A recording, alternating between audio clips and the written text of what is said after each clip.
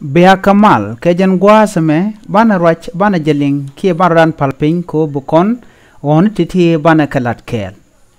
mi jirama jidit ber Kamal on katok nuara ki on katok nuari mi jinwar bilare on katok nuara kemi jinjor mukulu go de tung nuade ngaj bilare katok nuari mi shawon nuari ram rajo shi nuar mi shawon nuara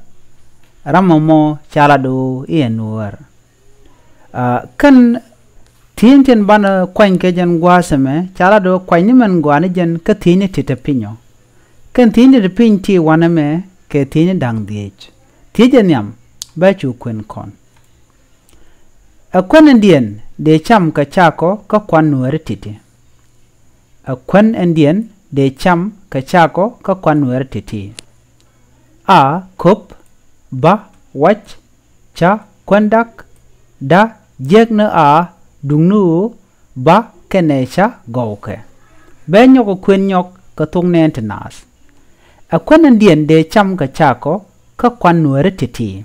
a kwan ndien de cham ka chako ka kwan nuere titi a kop ba wach cha kwandak da jegna a dungnu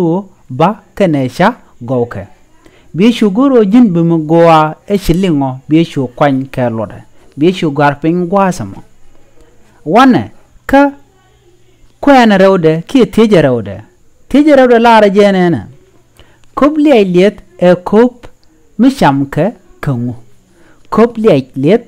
e kub mishamke kungu an kubli ayliet deje cham kungu ajen tej andana cha tej ka tije rewde kubli ayliet e kom chamke kungu a akwan michamke ka chak kirot tetakadir ba akwan michamke ka toryang sha akwan michamke ka rech michaliach michikot ba kulumo keliet gwada dana chatal benyo kwen kon kubli ayliet e kom michamke kungu a kwan michamke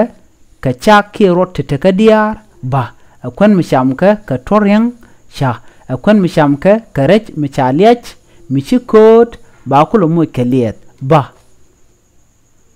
akwan mishamka ka toryang sha akwan mishamka ka rech michaliach michikot ba kulumo keliet bi jegdu men nogi ka a wona ka sha bi chukwany tije ndi odien chalar nene tije dana cha kon nyoko tikeje bel ticha lat katame kie year chakasham adach gwadame tera tetin kanra kanagor bagor belatin gwadadan en wajagor teratin ngwasame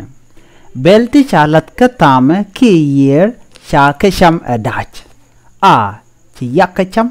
ba chi kwaikacham sha ci torkacham da chukun durkacham gwadame cha gora jek bek non kon gwasame kan tini kono channeling name e kundur name year eno to kon ke muda dien gwadame muda dien misha banpin akwan misham ka karech mishaliach mishikot ba kulo moch kaliet eno en teach en rode chano ka teach en diodien belde chalat katame ki yer cha ka cham edach a yak ba kwach sha tur da kundur bi mela jegdu bi shugor bi garpin wanamo ka tungne entenas chilode tet ban le jegamo dodien bye bye